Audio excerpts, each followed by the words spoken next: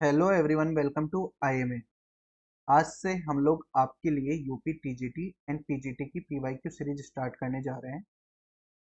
इस सीरीज के अंदर हम लोग आपके लिए डिफरेंट डिफरेंट टॉपिक से पीवाईक्यूज लेकर के आएंगे जो कि आपके यूपी के अंदर डिफरेंट एग्जाम्स में पूछे गए हैं। डिफरेंट पैटर्न के क्वेश्चंस हम लोग सॉल्व करेंगे जिससे कि आपको पर्टिकुलर टॉपिक की एक बेहतर अंडरस्टैंडिंग बिल्ड करने में हेल्प होगी। इस सीरीज की हेल्प से आप लोग अपने टॉपिक्स को क्लियर कर सकते हो, प्रैक्टिस कर सकते हो क्वेश्चंस की। तो इस सीरीज के जो लेक्चर्स हैं वो आपके लिए काफ़ी इंपॉर्टेंट होने वाले हैं, तो इन लेक्चर्स को आप लोग मिस मत करना। आज का हमारा टॉपिक रहने वाला है सेट थ्योरी का। सेट थ्योरी के अगर कॉन्सेप्ट्स में आपको डाउट है तो रियल एनालिसिस की प्लेलिस्ट का फर्स्ट लेक्चर हमारा सेट थ्योरी का है, वहाँ से जाकर के आप लोग सेट थ्योरी का लेक्चर देख सकते हो। और मैंने हमारे टेलीग्राम ग्रुप में भी सेट थ्योरी का जो नोट्स है उसे ऐड कर दिया है, वहाँ से जाकर भी आप सेट थ्योरी के कॉन्सेप्ट्स देख सकते हो। तो अब हम लोग आज की क्लास को स्टार्ट करते हैं। आज का हमारा पहला क्वेश्चन जो है यूपी टीजीटी 2021 में पूछा गया था। क्वेश्चन में हमें क्या गिवन है कि एक ग्रुप में 300 लोग हैं जिसमें 150 हिंदी बोलते हैं एंड 200 इंग्लिश बोलते हैं। ठीक है, तो ये जो ग्रुप है ये हमारा यूनिवर्सल सेट है एंड इसके अंदर हमारे पास इन 300 लोगों के अंदर हमारे पास हिंदी एंड इंग्लिश दोनों बोलने वाले लोग हैं। तो अगर हम एस से डिनोट करते हैं स्पीकिंग हिंदी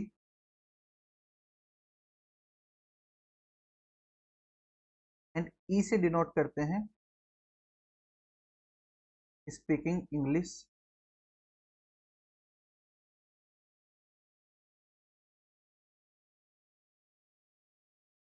तो हमारे पास कार्डिनलिटी ऑफ एच क्या आएगी, number of elements in H क्या होंगे 150 and number of elements in E क्या होंगे 200। ठीक है, और टोटल हिंदी एंड इंग्लिश बोलने वाले लोग कितने होंगे हमारे पास, वो होंगे 300। स्पीकिंग हिंदी एंड इंग्लिश दोनों बोलने वाले लोग कितने होंगे हमारे पास 300 लोग होंगे। ये 300 क्या है हमारे पास एच यूनियन ई की कार्डिनलिटी। यूनियन से हमारा मतलब क्या होता है, ए यूनियन बी का मतलब होता है x such that x belongs to A और एक्स बिलोंग्स टू बी। मतलब कि एक्स ऐसा एलिमेंट एक्स हमारा ए यूनियन बी के अंदर होगा अगर एक्स या तो ए के अंदर हो या बी के अंदर हो। दोनों में से किसी एक के अंदर भी अगर एक्स है तो उसे हम ए यूनियन बी के अंदर रखते हैं। ठीक है, तो यहाँ पर हमारे पास क्या है एच यूनियन ई की कार्डिनलिटी हमारे पास 300 गिवन है। और एच यूनियन ई की कार्डिनलिटी हमारे पास क्या होती है, हमारे पास डायरेक्ट फॉर्मूला है ना, यहाँ पर cardinality of H plus cardinality of E minus cardinality of H intersection ई। ठीक है, तो यहाँ पर ये कितना हो जाएगा, ये 300 हो जाएगा। यहाँ पर एंड नहीं होगा, ये और होगा, या तो हिंदी बोलने वाले लोग हैं या फिर इंग्लिश बोलने वाले लोग हैं। ठीक है ना, हिंदी या इंग्लिश और बोथ, क्योंकि कुछ लोग ऐसे भी होंगे जो कि दोनों लैंग्वेज बोल रहे होंगे, क्योंकि इस ग्रुप के अंदर या तो हिंदी बोलने वाले लोग होंगे या इंग्लिश बोलने वाले लोग होंगे या फिर कुछ लोग ऐसे भी होंगे जो कि हिंदी और इंग्लिश दोनों बोल रहे होंगे। ठीक है, तो यहाँ पर हिंदी बोलने वाले लोग हमारे पास कितने थे 150 then 200 minus H intersection E. Intersection का मतलब क्या होगा यहाँ पर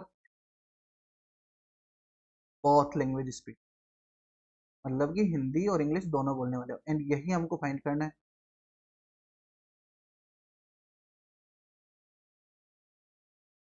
ठीक है, यही हमको यहाँ पर फाइंड करना है। तो बस इस इक्वेशन को हम सोल्व करेंगे तो हमारा आंसर क्या बन जाएगा 150 एंड 200 हमारा 350 होगा, तो 350 माइनस 300 हमारा 300 50 बन जाएगा। एच इंटरसेक्शन ई हमारा क्या बनेगा 50 बन जाएगा, तो यहाँ से हमारा बी आंसर एकदम सही हो जाएगा। ठीक है, तो ये आसान सा क्वेश्चन था जो कि आपकी यूपी टीजीटी एग्जाम में पूछा गया था। अब हम लोग नेक्स्ट क्वेश्चन को देखते हैं। नेक्स्ट क्वेश्चन में हमें क्या गिवन है, number of elements in as four and number of elements in B is equal to 3, then maximum value n intersection B की क्या पॉसिबल है?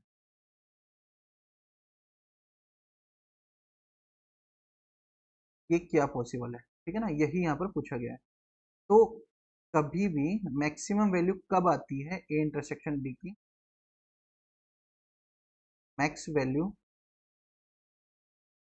Of number of elements in A intersection B is when either A is subset of B और B is subset of A. मतलब कि कोई भी एक set अगर पूरा की पूरा दूसरे सेट के अंदर चला जाएगा तभी तो मैक्सिमम कार्डिनलिटी बनेगी। लेट्स से कि अगर ये हमारा एक सेट है ए और ये हमारा सेट है बी, ये हमारा सेट है ए और ये है हमारा सेट बी, एंड ये जो सेट है ये क्या है, ए इंटरसेक्शन बी है। तो अगर ये पूरा की पूरा बी ए के अंदर चला जाए या फिर ए हमारा बी के अंदर हो जाए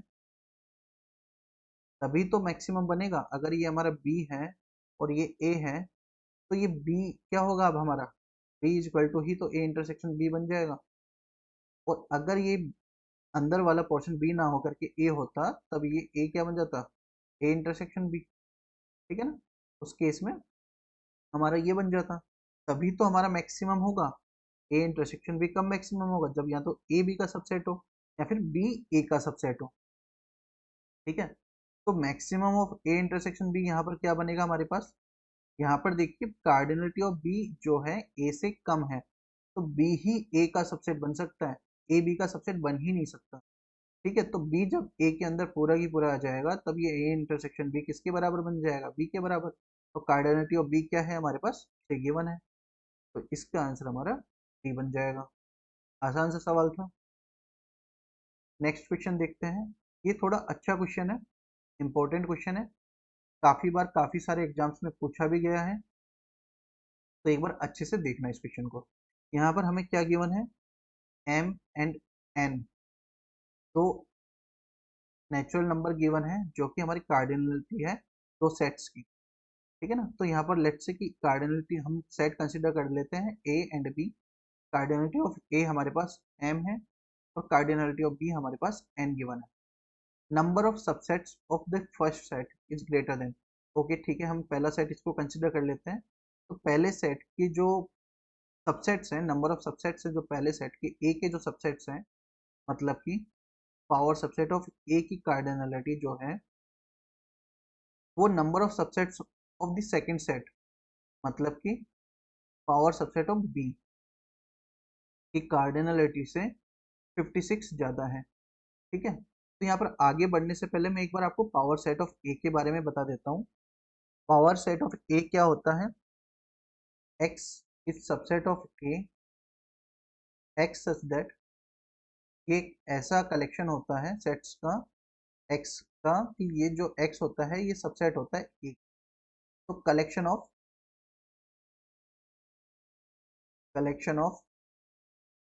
ऑल सबसेट्स ऑफ ए, और यही तो हमें यहाँ पर गिवन है, number of subsets of the first set.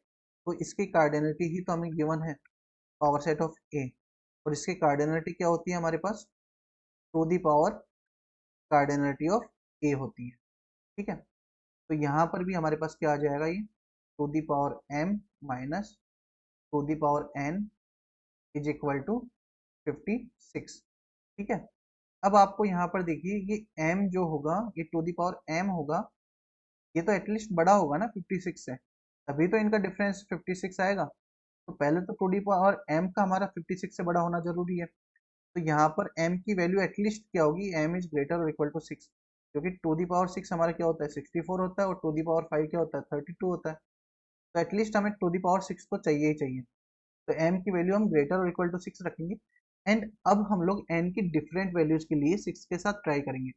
अगर हमें कोई ऐसा पेयर मिल जाता है m और n का जो कि इस इक्वेशन को सेटिस्फाई करे, देन हम उन m और n के साथ कंटिन्यू करेंगे। अदरवाइज m की वैल्यू को हम 7 रखेंगे, फिर देन 8 रखेंगे एंड इसी प्रोसेस को फॉलो करेंगे। तो यहाँ पर जब हम m की वैल्यू 6 लेंगे ना तब यहाँ पर n की वैल्यू अगर हम 3 लेते हैं तो ये इक्वेशन सेटिस्फाई कर जाएगी, क्योंकि two the power 6 minus two the power 3 ये क्या बनेगा, 64 माइनस 8 बनेगा। ठीक है, तो ये हमारा 56 बन जाएगा। तो यहाँ पर m और n की डिफरेंट वैल्यूज को हम ट्राई करेंगे। हिट एंड ट्रायल ही हमको करना है, और कोई मेथड यहाँ पर नहीं है। हिट एंड ट्राई करके ही हम लोगों को पता चलेगा। बस एक ट्रिक ये है कि हम लोगों को m की वैल्यू कहाँ से स्टार्ट करना है। At least two the power m greater और इक्वल टू 56 होगा, तो m की वैल्यू हमको पता चल जाती है यहाँ से, ग्रेटर और इक्वल टू 6 होगा। तो 6 के साथ डिफरेंट n की वैल्यूज को ट्राई करेंगे, नहीं बनता है फिर m की वैल्यू हम 7 लेंगे, एंड देन सो ऑन। ठीक है ना, ये मेथड रहेगा। तो यहाँ पर m और n की वैल्यू हमें क्या मिल जाएगी, m की वैल्यू 6 मिलेगी, n की वैल्यू 3 मिलेगी। हमें पूछा गया है m square plus n square. 6 का स्क्वायर हमारा 36 हो जाएगा, 3 का स्क्वायर हमारा 9 हो जाएगा, दोनों का एडिशन हमारा 45 हो जाएगा, जो कि ऑप्शन में गिवन ही नहीं है, तो हमारा डी आंसर बन जाएगा। यहाँ पर कितना बनेगा, ये m square plus n square 45। ठीक है, आप लोग याद रखना इस वाले क्वेश्चन को, इस पैटर्न पर आगे भी क्वेश्चन पूछे जा सकते हैं आपके एग्जाम में। अब नेक्स्ट क्वेश्चन हम लोग ट्राई करते हैं। यहाँ पर हमें फाइंड करना है a माइनस बी। ठीक है, पहली बात तो यहाँ पर नोट करने वाली ये है कि a माइनस बी क्या होता है, x belongs to a such that x does not belongs to b, which means elements of a which are not in b। ठीक है, a माइनस बी का मतलब ये होता है। और अगर वेन डायग्राम की हेल्प से देखना चाहें तो हमारा सेट ए ये वाला है एंड सेट बी ये वाला है। तो ए के अंदर से जब बी के एलिमेंट्स को हटाएंगे, ठीक है ना, विच मीन्स ये वाले एलिमेंट्स को हम हटा देंगे। ठीक है, तो जो पोर्शन हमारे पास बचेगा, ये ग्रीन वाला पोर्शन बचेगा, यही हमारा क्या होता है, ए माइनस बी होता है। ठीक है ना, तो इसको हम क्या लिख सकते हैं, और ए माइनस बी को हम लिख सकते हैं ए माइनस ए इंटरसेक्शन बी भी हम लिख सकते हैं। ठीक है ना, इस तरह भी हम इसको लिख सकते हैं, और भी काफी तरह से हम लोग ए माइनस बी को लिख सकते हैं। और ये होता क्या है, हमारा ओनली ए होता है। ठीक है, और हम इसको क्या लिख सकते हैं, ए माइनस बी को ए इंटरसेक्शन बी कॉम्प्लीमेंट। ठीक है ना, क्योंकि बी कॉम्प्लीमेंट बाहर का जो भी पोर्शन रहेगा उसके साथ में हम लोग ए का इंटरसेक्शन लेंगे, तो सिर्फ और सिर्फ ओनली ए वाला ही पोर्शन बचेगा। जब कभी भी आपको ए माइनस बी गिवन हो, तो आपको हमेशा कन्वर्ट करना है ए इंटरसेक्शन बी कॉम्प्लीमेंट में, अगर आप लोग वेन डायग्राम की हेल्प से सॉल्व नहीं करना चाहते हैं तो। क्योंकि ए माइनस बी को हम थ्योरेटिकली या फिर एल्जेब्रिकली कैसे देखें वो हम नहीं समझ पाते इन जनरल। तो आपको हमेशा ये वाला रिजल्ट याद रखना है और ए माइनस बी को इस फॉर्म में कन्वर्ट कर लेना है। ठीक है, यहाँ पर देखिए काफी आसान सा क्वेश्चन है। ए माइनस बी तो हमारा ये ग्रीन वाला पोर्शन मतलब कि ओनली ए बन जा रहा है, और अब यहाँ पर हमें ए माइनस ओनली ए करना है, विच मीन्स वो हमारा ए इंटरसेक्शन बी बन जाएगा। आसान सा सवाल है ये तो। आंसर इसका हो जाएगा ए इंटरसेक्शन बी, क्योंकि पूरे की पूरे ए में से हमको सिर्फ और सिर्फ ये ग्रीन वाला पोर्शन हटाना है। ये ग्रीन वाला पोर्शन ही तो हमारा ए माइनस बी है। पहले तो हमने पूरे की पूरे ए में से बी को हटाया, फिर हमने क्या किया, ए के अंदर से ए माइनस बी को हटाया, मतलब कि ग्रीन वाले पार्ट को हटाया, तो हमारे पास क्या बचा, ए इंटरसेक्शन बी बचा। ठीक है ना, आप लोग ट्राई करना इसको, आप इस फॉर्म में कन्वर्ट करना ए माइनस बी के लिए, फिर उसको सॉल्व करने का ट्राई करना, आराम से ये वाला क्वेश्चन हो जाएगा। ठीक है, अब हम लोग बढ़ते हैं नेक्स्ट क्वेश्चन के ऊपर। नेक्स्ट क्वेश्चन आपकी यूपी पीएससी जीडीसी 2021 में पूछा गया है। यहाँ पर हमें गिवन है कि points in the interval 2,4 and interval 1,2 are, इनके कार्डिनलिटी के बारे में पूछा गया है। तो कोई भी दो इंटरवल होते हैं, एनी टू इंटरवल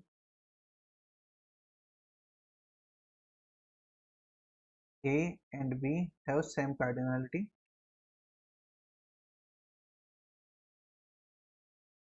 ठीक है, इनफैक्ट इनकी कार्डिनलिटी आर के बराबर ही होती है।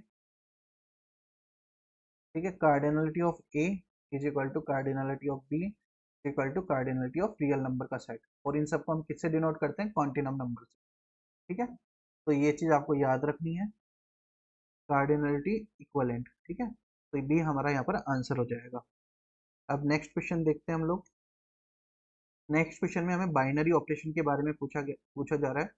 तो पहले हम लोग बाइनरी ऑपरेशन को डिफाइन कर लेते हैं। Let's say G is a set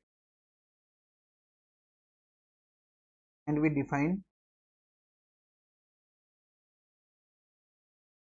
N operation star on G such that a star b belongs to g for all a comma b belongs to g। मतलब कि a और b कोई भी दो एलिमेंट हम लेते हैं और उन पर ये वाला ऑपरेशन स्टार अगर हम अप्लाई करते हैं तो वो जो रिजल्ट में जो हमें एलिमेंट मिलेगा वो भी जी के अंदर ही बिलोंग करना चाहिए। Then we say star is a binary operation on G. Star is a binary operation on G. अब यहाँ से देखो आप कुछ चीजें कंक्लूड कर सकते हो कि स्टार जो है ना एक फंक्शन है जी क्रॉस जी से जी में, क्योंकि ये दो एलिमेंट्स जी के ही दो एलिमेंट्स के बीच में अप्लाई हो रहा है और रिजल्ट में भी जी का ही एक एलिमेंट दे रहा है। ठीक है। और यहाँ पर हम लोग क्या बोलते हैं, अगर स्टार एक बाइनरी ऑपरेशन है तो हम लोग यहाँ पर बोलते हैं कि जी स्टार ये जो सेट है इस बाइनरी ऑपरेशन के साथ में क्लोज्ड अंडर स्टार है। ठीक है। अगर स्टार हमारा बाइनरी ऑपरेशन है तो जो सेट है वो हमारा क्लोज्ड अंडर स्टार होता है। ठीक है। यहाँ यहाँ से आगे हम लोग बाइनरी ऑपरेशन के आगे हम लोग ग्रुप की डेफिनेशन को डिफाइन करते हैं। बट आज का हमारा कंसर्न वो सारी चीज़ें नहीं है। आज का कंसर्न हमारा सेट थ्योरी तक ही लिमिटेड है, तो हम लोग यहीं तक चीज़ों को देखते हैं। एंड अब इस क्वेश्चन पर वापस चलते हैं। Binary operation.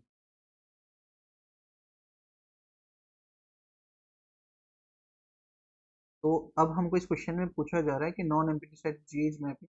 बाइनरी ऑपरेशन क्या है, बाइनरी ऑपरेशन की डेफिनेशन ही हमको यहाँ पर पूछा जा रहा है। तो एक mapping G cross G to G हमारा क्या होता है, बाइनरी ऑपरेशन होता है।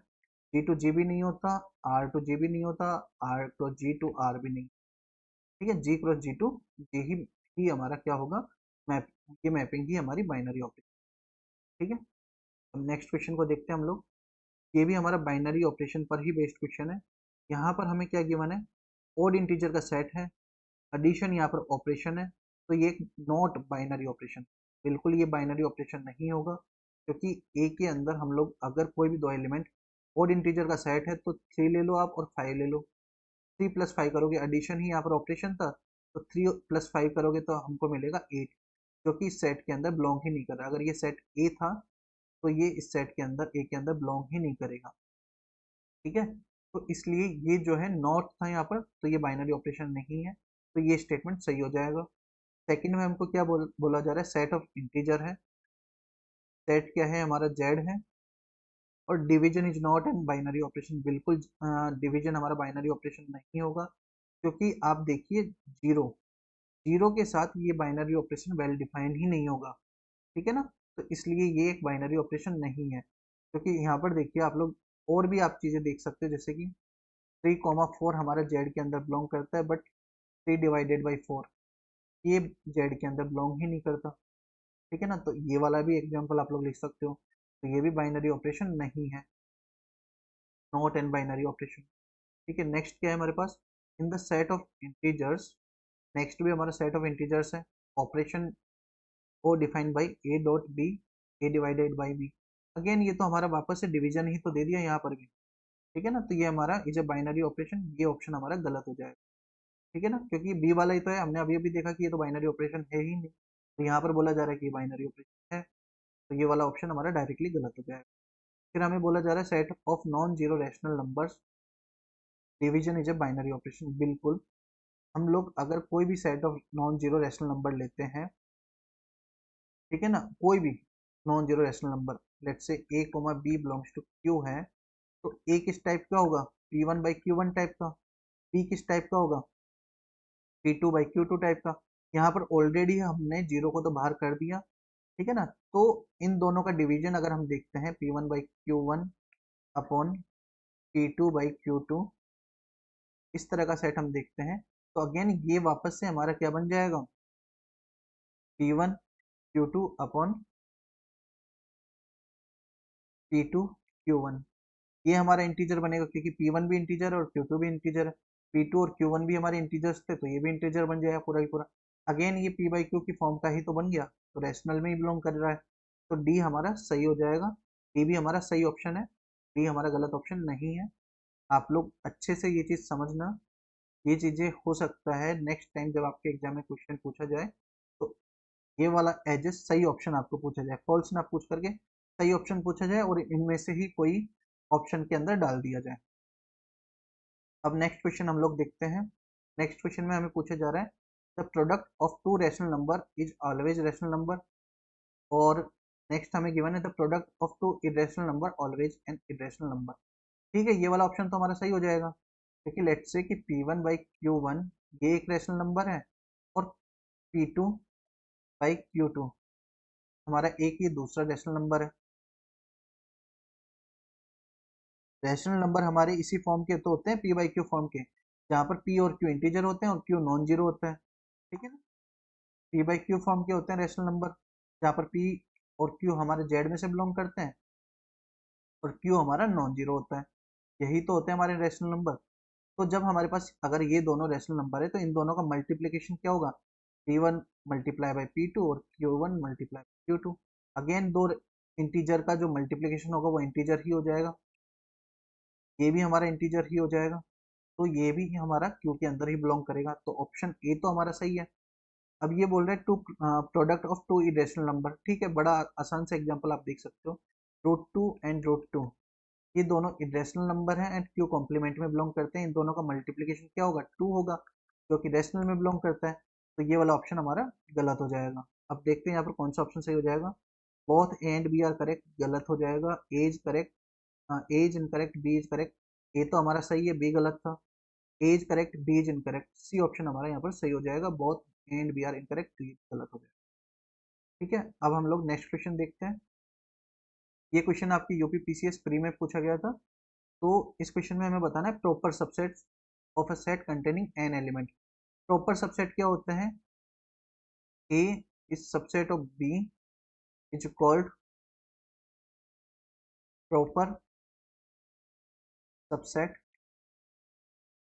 If A is not equal to B. ठीक है, तो ए हमारा बी के अलावा, ए हमारा बी नहीं होना चाहिए, उसके अलावा कोई भी और सबसेट होगा वो प्रॉपर सबसेट ही कहलाएगा। तो हमारे पास टोटल नंबर ऑफ सबसेट कितने होते हैं, पावर सेट ऑफ ए क्या होंगी, पावर सेट ऑफ बी हमारे पास क्या होंगे, two the power cardinality of B होंगे। ठीक है, विच मीन्स यहाँ पर एन हो जाएंगे, तो two the power N subsets होंगे टोटल। ठीक है, लेकिन प्रॉपर सबसेट कितने होंगे, -1, क्योंकि हमें जो बी एज ए बी का सबसेट है उसे बाहर करना है, क्योंकि हमें नंबर ऑफ प्रॉपर सबसेट चाहिए ना। तो हमारा जो आंसर बनेगा वो बनेगा टू दी पावर n-1। ठीक है, तो यहाँ पर ये देखिए सी ऑप्शन हमारा सही होना चाहिए था, आई थिंक ये टाइपिंग मिस्टेक है, यहाँ पर ये होना चाहिए था टू दी पावर n-1 होना चाहिए था। ठीक है ना, तो ये सी ऑप्शन हमारा यहाँ पर सही हो जाता है। अब देखते हैं हम लोग नेक्स्ट क्वेश्चन को। नेक्स्ट क्वेश्चन पूछा गया था हमारे पास यूपी पीसीएस प्री के अंदर एंड पीजीटी 2003 के अंदर भी पूछा गया था ये वाला क्वेश्चन। ठीक है, क्वेश्चन में हमें क्या पूछा जा रहा है, ए इंटरसेक्शन बी का कॉम्प्लीमेंट हमें पूछा जा रहा है, तो ये तो हमारा डायरेक्ट डी मॉर्गन लॉ है। डी मॉर्गन लॉ हमारा क्या स्टेट करता है, डी मॉर्गन लॉ हमारा स्टेट करता है, एक तो ए इंटरसेक्शन बी का जो कॉम्प्लीमेंट होता है वो क्या होता है, A complement union B complement. जब भी कॉम्प्लीमेंट अंदर की तरफ जाता है तो फिर ये ए कॉम्प्लीमेंट और बी कॉम्प्लीमेंट तो होता ही है, तो ये इंटरसेक्शन को यूनियन बना देता है एंड यूनियन को इंटरसेक्शन बना देता है। ठीक है, तो यहाँ से आप लोग आसानी से याद रख सकते हैं, ये दो हमारे पास डी मॉर्गन्स लॉ होते हैं। तो यहाँ तो देखिए डायरेक्टली आप इसका आंसर कर सकते हो, ए इंटरसेक्शन बी का कॉम्प्लीमेंट हमारा क्या आ जाएगा, A complement union B complement. ठीक है, डायरेक्टली डी मॉर्गन्स लॉ, तो ये तो आपको याद ही रखना है। ठीक है ना, इसके अलावा और हमारे पास कौन से लॉ होते हैं, हमारे पास होते हैं A union B is equal to B union A, ये हमारा कम्यूटेटिव लॉ होता है। A intersection B is equal to B intersection A. ठीक है ना, इसके अलावा एसोसिएटिव लॉ क्या होता है, A union B union C is equal to A union B union C. अब यूनियन की जगह आप इंटरसेक्शन भी रख दो तो भी ये सेम ही रहेगा। ये हमारा एसोसिएटिव लॉ होता है। ठीक है ना। इसी तरह से हमारे और भी बाकी लॉ होते हैं। ठीक है। वो आप जाकर के हमारे नोट्स में देख सकते हैं, हमने अच्छे से मेंशन कर रखा है। ठीक है ना। ये सारे लॉ आपको याद रहने चाहिए हमें। इन पर बेस्ड डायरेक्टली क्वेश्चन भी पूछ लिए जाते हैं एग्जाम्स। नेक्स्ट हमारा क्वेश्चन क्या है, the product of any two different irrational number is always. ठीक है। इरेशनल नंबर का जो मल्टीप्लिकेशन होता है वो कुछ भी हो सकता है, इरेशनल भी हो सकता है। लेट्स से देखो √2 मल्टीप्लाई बाई √2, ये 2 है तो ये तो रैशनल भी हो गया और प्राइम भी हो गया। ठीक है। तो ये यहाँ पर रैशनल भी हो रहा है, प्राइम भी हो रहा है, बट √2 मल्टीप्लाई बाई √3 ये √6 बन जा रहा है। ये हमारा इरेशनल हो जा रहा है, ये कॉम्प्लीमेंट में ही बिलोंग कर रहा है। ठीक है। तो दो इरेशनल नंबर्स का मल्टीप्लिकेशन कुछ भी बन सकता है, हम स्पेसिफिकली डिफाइन नहीं कर सकते rational number other than N integer. तो ये चीज़ हमारी गलत है क्योंकि यहाँ पर इंटीजर तो बन जा रहा है प्राइम नंबर, तो यहाँ पर हमारा प्राइम नंबर नहीं बन रहा, तो ये भी हमारा गलत हो जाएगा। एन इरेशनल नंबर, तो यहाँ पर तो ये रैशनल नंबर बन रहा है, तो ये भी गलत हो जाएगा। नन ऑफ दीज हमारा सही ऑप्शन होगा। तो इरेशनल नंबर का जो मल्टीप्लिकेशन होगा वो कुछ भी बन सकता है, but multiplication of two rational number is always rational. Multiplication of two rational always rational.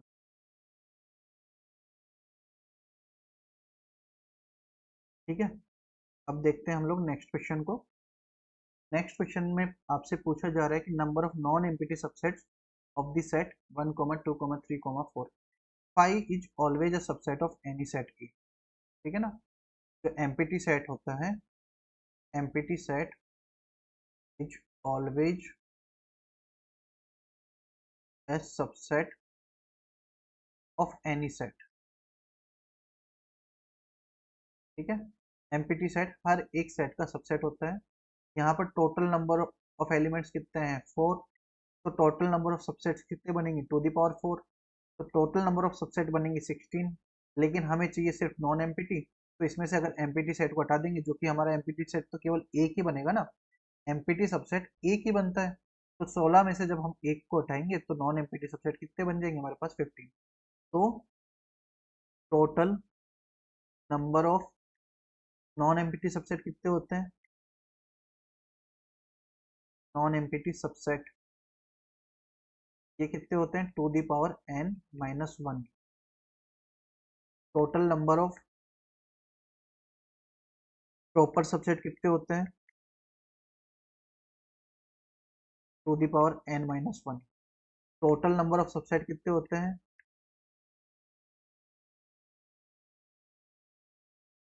To the power n। ठीक है। तो ये सारी चीजें आप लोगों को याद होनी चाहिए। नेक्स्ट क्वेश्चन देखते हैं। A and B are such that, A और बी हमारे पास दो सेट गिवन है, such that A minus B is equal to A, और ए इंटरसेक्शन बी के बारे में हमसे पूछे जा रहा है। लेट्स से कि ए हमारा ये वाला सेट है और बी हमारा ये वाला सेट। ठीक है। ए हमारा ये है और बी हमारा ये है। ए माइनस बी हमारा क्या होगा, ए माइनस बी हमारा ये वाला पोर्शन होगा ओनली ए का, क्योंकि ये वाला जो पोर्शन है इंटरसेक्शन, इसमें तो बी के भी एलिमेंट्स आ रहे हैं ना, ये इसमें तो बी के भी एलिमेंट्स आ रहे हैं, ये इंटरसेक्शन बी का पार्ट है। तो हमें ए इंटरसेक्शन बी वाला पार्ट तो इसके अंदर चाहिए ही नहीं, सिर्फ और सिर्फ ये वाला पार्ट पार्ट चाहिए जिसमें सिर्फ और सिर्फ ए के एलिमेंट्स हो, बी के एलिमेंट्स ना हो। ठीक है। ये हमारा ओनली ए का पार्ट है, तो A minus B is equal to A है। अब देखिए A minus B is equal to A का मतलब क्या होगा, कि सिर्फ और सिर्फ इसके अंदर ही एलिमेंट्स हैं, इसके अंदर तो कोई एलिमेंट ही नहीं है। ए इंटरसेक्शन बी के अंदर तो कोई एलिमेंट ही नहीं है, क्योंकि इसके अंदर अगर एलिमेंट होते, अगर ए इंटरसेक्शन बी के अंदर एलिमेंट्स होते नॉट इक्वल टू 5 होता, तो ए माइनस बी ए के बराबर नहीं होता। तो यहाँ से हमारा क्या आएगा, A intersection B is equal to 5, तो वो क्या हो जाएगा, नल सेट। बी हमारा यहाँ पर सही आंसर बन जाएगा। ठीक है। अब हम लोग बढ़ते हैं नेक्स्ट क्वेश्चन की तरफ। नेक्स्ट क्वेश्चन हमारा क्या है, सेट ए एंड बी है, ए यूनियन बी के पास 4 एलिमेंट है। Number of elements in A union B क्या है हमारे पास, 4 है। ठीक है। Okay, if the sets A B and A union B, okay ठीक है, यहाँ पर सीक्वेंस में नंबर 1 है, तो number of elements in A क्या है, 4 है। Number of elements in B क्या है, 7 है। Number of elements in A union B हमारे पास क्या है, 9। ठीक है, तब हमें क्या पूछा जा रहा है, A intersection, directly formula apply कर देना है। Number of A union B is equal to number of elements in A plus number of elements B minus number of elements in A intersection B. ये हमारे पास क्या है, 9 है। 4 plus 7 minus number of elements in A intersection B. ठीक है, तो ये कितना बन जाएगा, यहाँ से number of elements in A intersection B हमारे पास कितना बन जाएगा, 7 और 4 हमारा 11 हो जाएगा, 11 माइनस 2 बन जाएगा। तो यहाँ से हमारा ये फर्स्ट ऑप्शन एकदम सही हो जाएगा। आसान सा क्वेश्चन था। अब हम लोग देखते हैं क्वेश्चन नंबर 15 को। क्वेश्चन नंबर 15 में हमें क्या गिवन है, set S is equal to Q minus, एक एलिमेंट 1 को हमने यहाँ से निकाल दिया है, एंड इसके ऊपर एक ऑपरेशन स्टार इस तरह से डिफाइन है कि A star B is equal to A plus B minus A B. तो इसका मतलब क्या हुआ कि जैसे कि अगर हम 1:2 अगर फाइंड करना चाहें तो ये बनेगा 1+2 माइनस 2 मल्टीप्लीकेशन 1। ये क्या बन जाएगा, 3 माइनस 2 इज इक्वल टू 1। तो 1:2 हमारे किसके बराबर है, 1 के बराबर है। इस तरह से ये कुछ ऑपरेशन ऑपरेट हो रहा होगा इस सेट के ऊपर, इस सेट के एलिमेंट्स के ऊपर। अब हमें गिवन है कि 2 star X star 7 is equal to 13 हमें गिवन है, एक्स की वैल्यू हमको फाइंड करनी है। तो यहाँ पर हम लोग जब 2 और स्टार को ऑपरेट करेंगे तो हमें क्या मिलेगा, 2 plus X minus 2x star 7 is equal to 13 मिलेगा हमको। यहाँ से हमारे पास क्या आएगा, ये 2 minus X star 7 is equal to 13। यहाँ से हम क्या लिख सकते हैं, 7 को जब यहाँ पर ऑपरेट कर देंगे तो 2 माइनस एक्स प्लस 7 माइनस इन दोनों को जब मल्टीप्लाई करेंगे तो क्या बनेगा, ये 14 minus 7x is equal to 13। इसको सॉल्व कर लेंगे हम लोग तो हमें x की वैल्यू मिल जाएगी। ये बन जाएगा 9, यहाँ से माइनस 14 आएगा, माइनस 14 बाहर आएगा, यहाँ पर 9 बन रहा होगा तो हमें हमें क्या मिलेगा, -5 मिलेगा।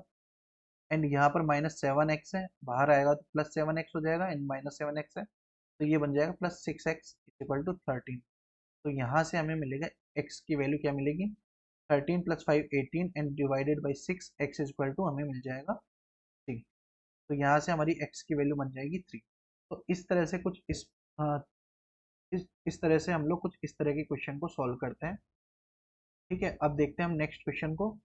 नेक्स्ट क्वेश्चन देखिए, हमको हमने ऑलरेडी सॉल्व कर रखा है, ये वाला क्वेश्चन सेम ही है। लास्ट क्वेश्चन में हमको क्या मिला था, यहाँ पर देखिए m और n कार्डिनलिटी गिवन है और number of subsets is 56 more than the total number of subsets of the second set.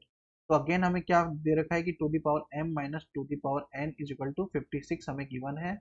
Last question में हमको m square plus n square find करना था, की वैल्यू हमारी 45 आ रही थी, m की वैल्यू यहाँ पर हमारी आई थी 6 और n की वैल्यू आई थी 3।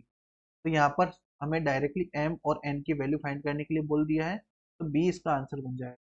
तो ये वाला क्वेश्चन देखिए यूपी में ही काफ़ी जगह पर पूछा गया है, बट ये वाला क्वेश्चन जो है as it is same values के साथ डिफरेंट एग्जाम्स में भी पूछा गया है, और कई बार अलग अलग एग्जाम में अलग अलग वैल्यूज़ के साथ भी पूछा गया।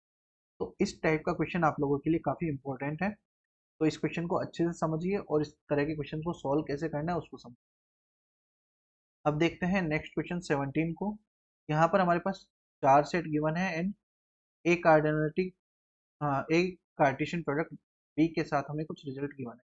तो सबसे पहले तो एक कार्टेशियन प्रोडक्ट बी होता क्या है वो देख लेते हैं। ये होता है collection of ordered pair X comma Y such that X हमारा ए के अंदर बिलोंग करता है और वाई हमारा बी के अंदर। ठीक है ना, विच मीन्स कि अगर एक्स कॉमा वाई हमारा ए कार्टेशियन प्रोडक्ट बी का एलिमेंट है तो एक्स ए के अंदर आएगा और वाई हमारा बी के अंदर आ रहा होगा। ठीक है, इस तरह का कुछ होगा। अब देखिए फर्स्ट वाला जो रिजल्ट है उसमें हमें क्या गिवन है, A intersection B Cartesian product C intersection D is equal to A Cartesian product C intersection B Cartesian product D.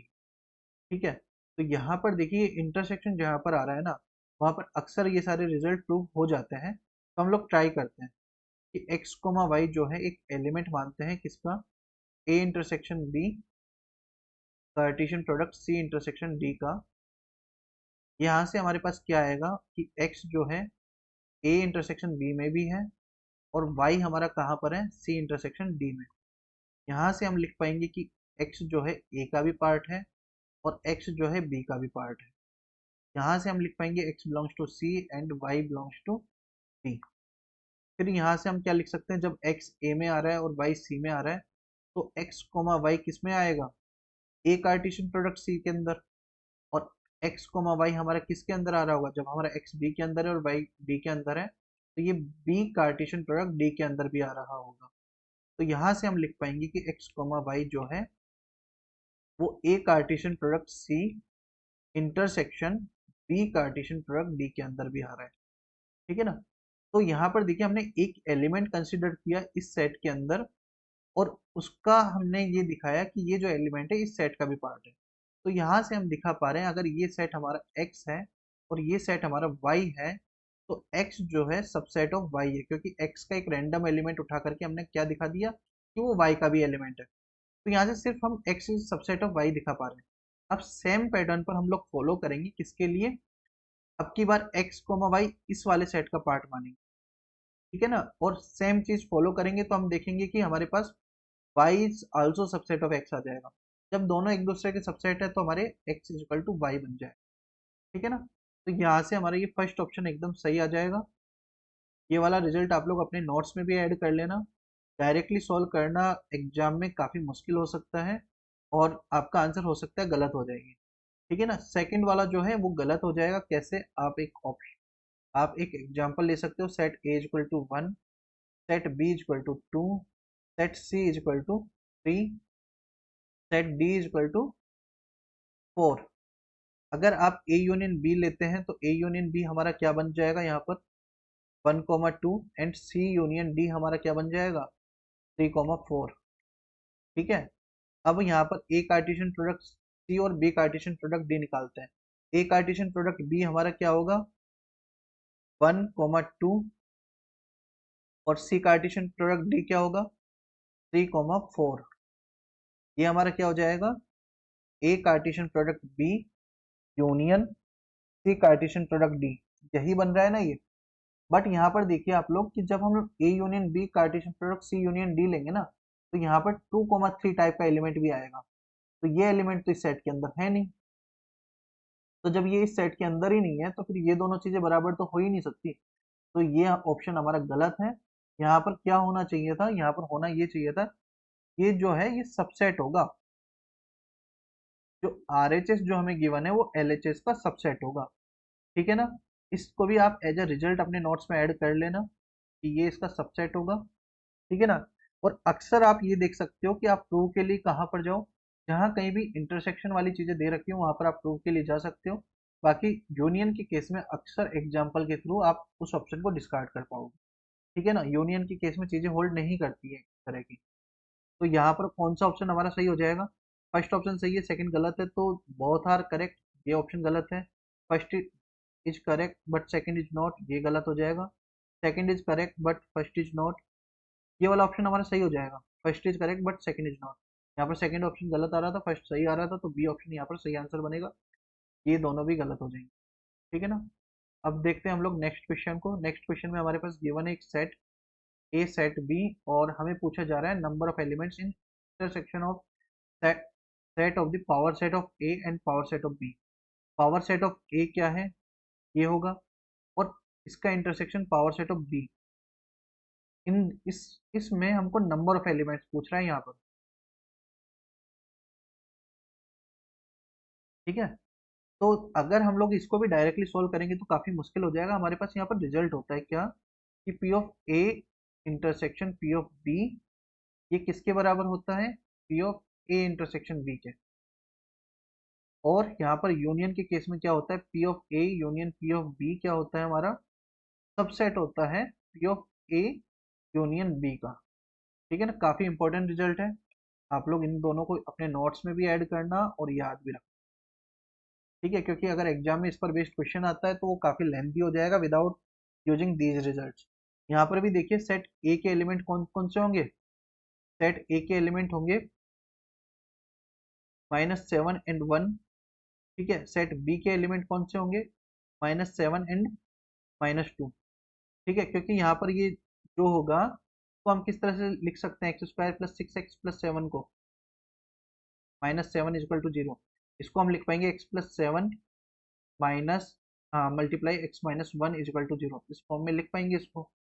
ठीक है, तो यहाँ से हमारे पास ये दोनों इसके रूट आ जाएंगे।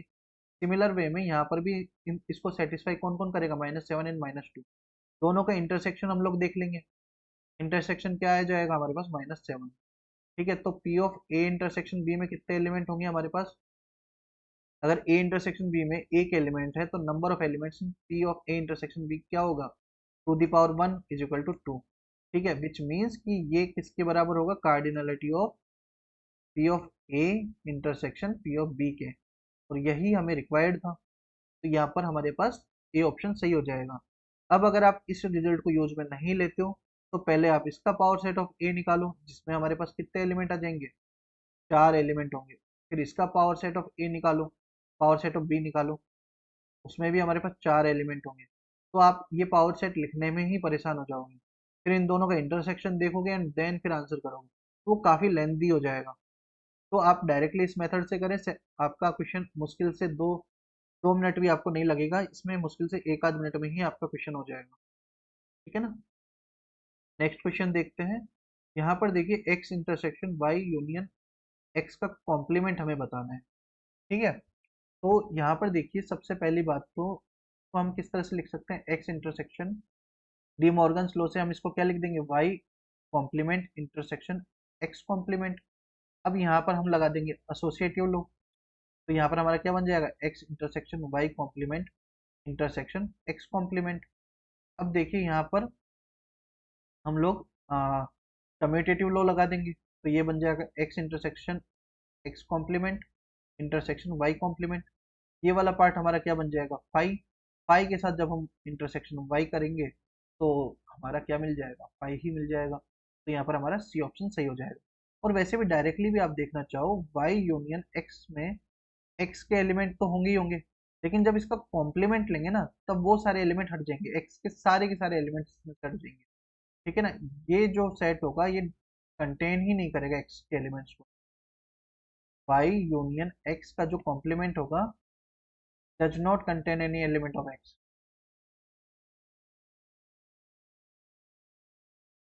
एनी एलिमेंट ऑफ x, क्योंकि यहाँ पर x यूनियन y का कॉम्प्लीमेंट ले रहे हैं, तो x के एलिमेंट्स भी हम लोग इसमें नहीं लेंगे। तो यहाँ पर देखिए डायरेक्ट ऑब्जर्वेशन से हमें पता चल रहा है कि ये जो पार्ट होगा इसमें x के एलिमेंट नहीं होंगे।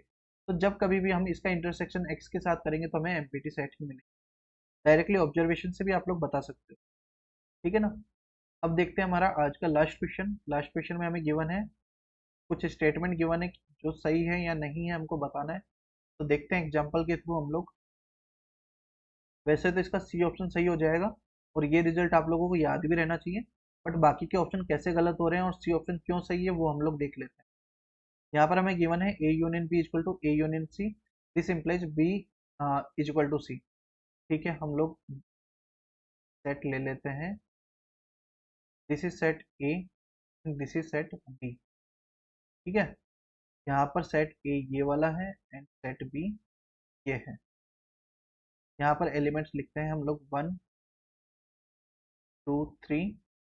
ठीक है, एंड यहाँ पर 4। यहाँ पर हम एलिमेंट लिखते हैं 1 2 3 एंड 4। ठीक है, तो अब आप लोग देखिए यहाँ पर बी क्या बन रहा है, यहाँ पर सी क्या बन रहा है? ये सी होगा। यहाँ पर सी क्या बन रहा है हमारा? 2 3 4 बन रहा है। और बी क्या बन रहा है? 2 3 4। जबकि दोनों का यूनियन ए यूनियन बी, इसमें कौन से एलिमेंट होंगे? 1 2 3 4 is equal to A union C है। ए यूनियन सी में भी हमारे पास 1 2 3 4 ही एलिमेंट होंगे, बट बी हमारे सी के बराबर नहीं आ रहा है, तो ये ऑप्शन डिस्कार्ड हो जाएगा। इंटरसेक्शन की बात करें, अगर इंटरसेक्शन बराबर है तो क्या होगा? आप इसी एग्जाम्पल में अगर यहाँ पर 4 को हटा देते हो और यहाँ पर 5 को ऐड कर देते हो, तो देखिए इस केस में जो ए इंटरसेक्शन बी और ए इंटरसेक्शन सी दोनों बराबर हो जाएंगे, बट बी और सी बराबर नहीं होगा, क्योंकि यहाँ पर 4 आ रहा है, यहाँ पर 5 आ रहा है। तो बी हमारे सी के बराबर नहीं होगा। ए माइनस बी के केस में क्या होगा, यहाँ पर ए माइनस बी ए माइनस सी के बराबर है। यहाँ पर भी देखिए ए में से जब बी को हटा देंगे तो हमें वन एलिमेंट मिलेगा, तो इसकी वैल्यू वन मिल रही है, यहाँ पर इसकी वैल्यू भी वन मिल रही है। बट बी और सी अगेन यहाँ पर बराबर नहीं, क्योंकि यहाँ पर 4 है, यहाँ पर 5 है, तो ये ऑप्शन भी हमारा डिस्कार्ड हो जाएगा। तो ये ऑप्शन हमारा सही हो जाएगा। ये ऑप्शन सही क्यों हो रहा है, यहाँ पर हमें यहाँ पर गिवन क्या है कि जो ए यूनियन बी है वो ए यूनियन सी के बराबर है और इन दोनों का इंटरसेक्शन भी बराबर है। ये सेट ए है, ये सेट बी है, ये सेट ए है और ये सेट सी है, तो इन दोनों का इंटरसेक्शन बराबर है। पहली बात तो ये वाला पार्ट बराबर है, ठीक है, और इन दोनों का यूनियन भी बराबर है, ठीक है। ये अगर x है, ये y है, और ये हमारा a पार्ट और ये b पार्ट, ठीक है। ऑलरेडी जो ये इंटरसेक्शन है जो तो हमें बराबर दे ही दिया है। अगर इंटरसेक्शन वाला पार्ट बराबर है तो ये a भी तो x के बराबर होगा, ठीक है। इंटरसेक्शन वाला पार्ट ऑलरेडी बराबर है और इनका यूनियन भी बराबर है, तो y भी हमारे b के बराबर होगा। y b के बराबर है, इंटरसेक्शन भी बराबर है हमारा। Let's say this is c और दिस इज c, ठीक है ना, तो सी भी एक दूसरे के बराबर है। तो दोनों को जब ऐड कर देंगे तो पूरा की पूरा जो बी बनेगा वो भी तो सी के बराबर ही बनेगा ना, तो इसलिए हमारा ये जो सी ऑप्शन है यहाँ पर सही हो जाएगा। तो इस तरह से कुछ हम सेट थ्योरी के क्वेश्चंस के साथ डील करते हैं। काफ़ी आसान आसान से ही सवाल पूछे जाते हैं, ज़्यादा मुश्किल सवाल पूछे नहीं जाते हैं। अगर आप लोगों को अभी भी सेट थ्योरी में कोई डाउट बचा है तो आप लोग मुझे टेलीग्राम ग्रुप में, हमारे टेलीग्राम ग्रुप में जुड़ सकते हैं, वहाँ पर आप अपने डाउट्स क्लियर कर सकते हैं। तो आज के लिए इतना ही, फिर मिलते हैं नेक्स्ट क्लास में नए टॉपिक के साथ। कल हम लोग वापस से नए टॉपिक के साथ कुछ क्वेश्चंस को लेकर के आपके साथ जुड़ेंगे और उन क्वेश्चंस को डिस्कस करेंगे। आप लोग हमारे चैनल को सब्सक्राइब कर सकते हैं एंड हमारे टेलीग्राम ग्रुप में जुड़ सकते हैं for regular updates. Okay, thank you for today. आज की क्लास को हम लोग यहीं एंड करते हैं।